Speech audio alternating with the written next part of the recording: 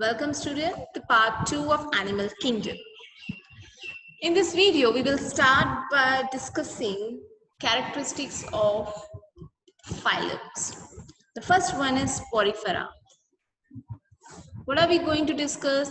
The level of organization, its body symmetry, its germinal layer, whether it's a coelom, acoelomate, or pseudocoelomate, habit and habitat, digestive system, respiratory system, type of circulatory system, reproduction, unique feature, and examples. Let's start. Grade of organization. Porifera, they show the cellular level of organization. Symmetry, they are mostly asymmetrical in nature, but few are radial. They doesn't have any kind of germinal layer. They doesn't show any kind of germinal layer, and they all are acoelomate in nature. Usually, they are aquatic, mostly marine. They all are aquatic in nature, and mostly they are marine in nature. But they are sedentary, that means they are attached to the substrate, solitary or colonial.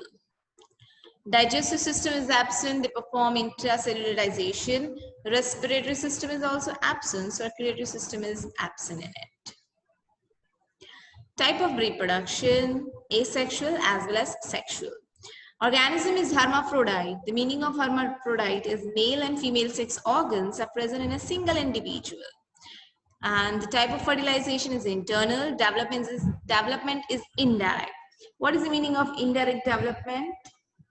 Indirect development states that the larva and the adult both are different from each other, and that is what the meaning of indirect development is. That is, larval development and the adults both doesn't look like to each other. Unique feature, they shows the water canal system. What is the meaning of water canal system? Here, water enters through million tiny pores.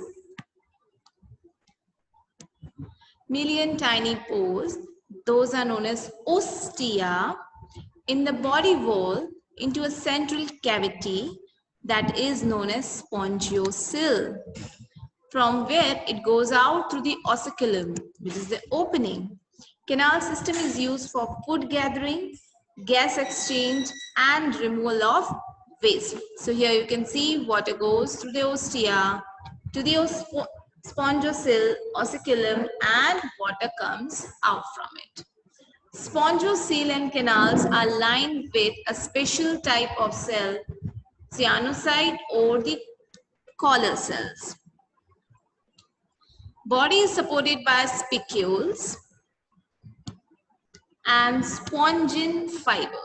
So spongins and spicules are the cells that supports the body system.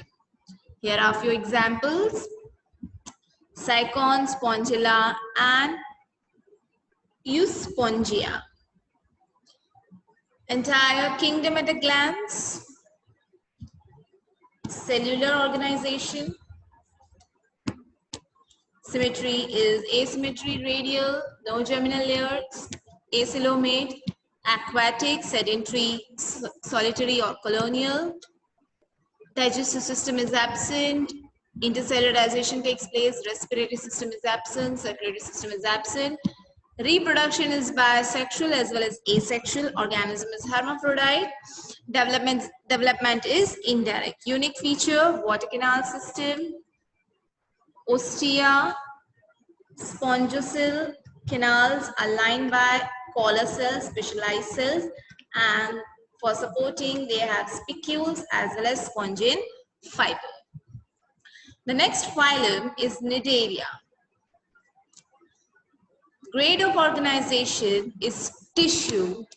Symmetry is radial, germinal layers, they all are diploblastic in nature, acoelomate in nature. Habit and habitat, mostly marine, aquatic, sessile or free living. Sessile, that is attached to the substrate.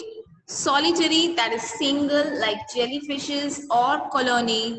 Here you can see sea anemone is one of the example of it. Digestive system is incomplete, or and intracellular as well as extracellular digestion takes place. So the organism excrete out the enzymes outside the body as well as it absorbs the food. Respiration is absent, respiratory system is absent, circulatory system is absent. Reproduction through asexual as well as sexual. Pulp. Now this Cnidaria, they shows a specific unique feature. Two types of body organization. One is pulp, another one is medusa. The medusa one produces through sexual. Here is the example. Jellyfish is an example of medusa, and hydra is the pulp. So most are separated sex, external fertilization takes place, and development is indirect. Now, let's talk about the unique feature of Cnidaria. They have the tentacles with cnidocyte. So what is a cnidocyte? A special cell. Because of that cnidoblast, because of this cell, they are known as, the organism is known as Cnidaria.